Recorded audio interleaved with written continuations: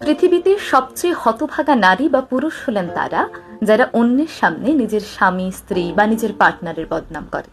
অনেকেই দেখা যায় স্বামী বা স্ত্রীর সাথে কোনো একটি ঝামেলা হলে, কথা কাটাকাটি হলে বা মনোমালিন্য হলে অন্যের কাছে গিয়ে নিজের স্বামীর নামে বদনাম করছেন, নিজের স্বামীর ভুলগুলো অন্যের সামনে তুলে ধরছেন।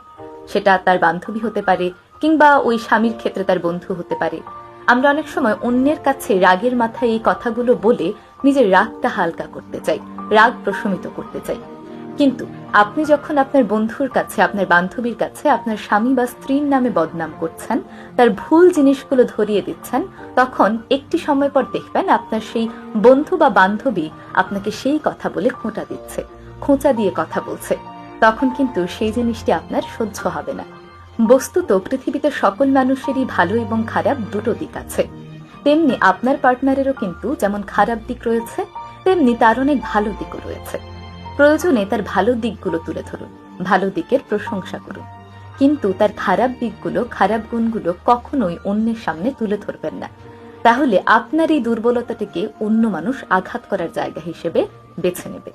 কারণ দিন শেষে আপনার পাশে যদি কেউ থাকে, সে কিন্তু আপনার স্বামী কিংবা আপনার স্ত্রী।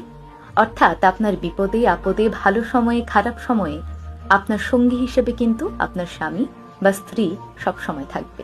তাই কখনোই নিজের পার্টনারকে অন্য কারোর সামনে ছোট করবেন না, বরং নিজেদের সমস্যা নিজেরাই মিটিয়ে নেওয়ার চেষ্টা করবেন। বিশেষ করে বন্ধু কিংবা বান্ধবীর কাছে তো কখনোই এই জিনিসগুলো তুলে ধরবেন না।